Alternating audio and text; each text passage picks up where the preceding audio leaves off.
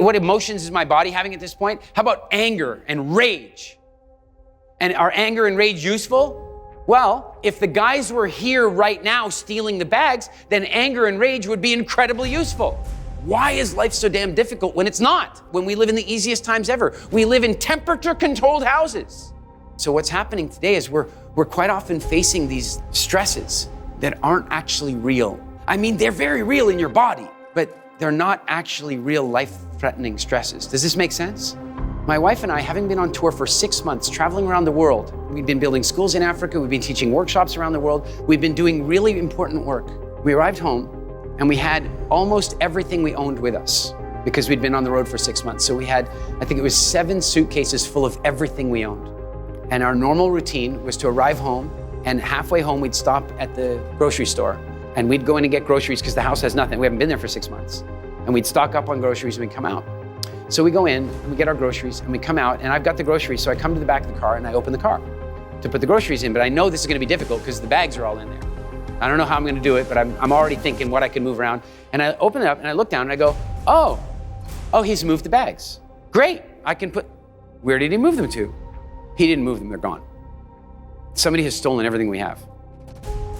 Every scrap of clothing, all the computers, cameras, passports, credit cards, money, heirlooms. I mean, everything was in these bags, and I'm looking, it's gone.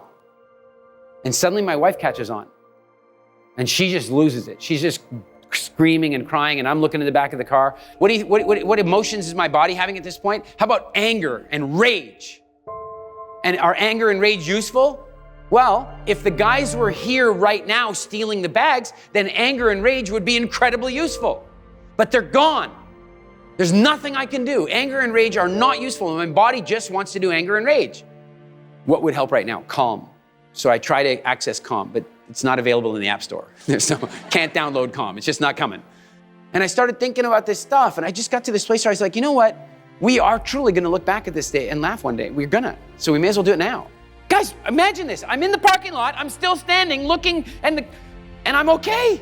I'm actually okay with it. I'm totally okay with it. And then I start thinking, am I insane? How did I do this? And then I realize I've done everything that I've been writing about. I've done everything that I've been talking about. I've done everything that I've researched. I've created super consciousness in that moment. I turned to my wife. Don't I look calm? And she goes, you do. How did you do that? I know this is gonna sound crazy, but you know that you and I would have just jumped right back into work. You know that when we got home, right? You would have done all your catching up and I would have done all my You know that now for the next 2 weeks, all we can do is hang out, watch movies, walk on the beach. That's all we can do. There's nothing else. She goes, that does sound good. She goes, you've planned the whole thing out. And I go, yeah, it's pretty cool, isn't it? She goes, it's not cool, but it's not as bad as I thought it was. The longer we stand there and contemplate it, the more adrenaline we start to produce. And the more adrenaline we start to produce, the more negative we start to become, because it's safer that way. When events happen, we have to be conscious about our response. Too often we let our bodies take over. And it's in thinking about that, I developed something that we call the Hindsight Window.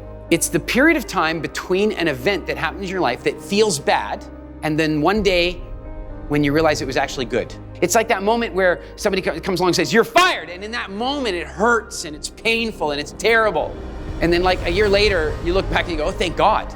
Every note of life, no matter how sharp or how flat, is just another note in a perfect symphony that is your life. Life is happening for you all the time.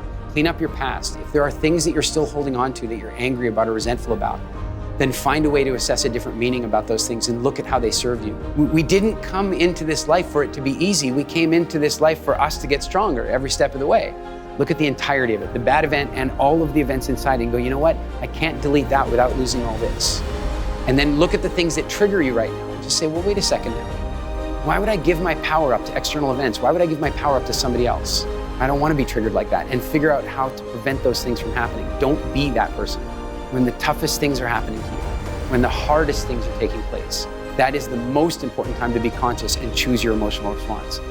And I think if you can do that, then like I said, it's not that life gets easier, but it's like it suddenly starts feeling easier. Stuff comes along and it hits you and you go, game on.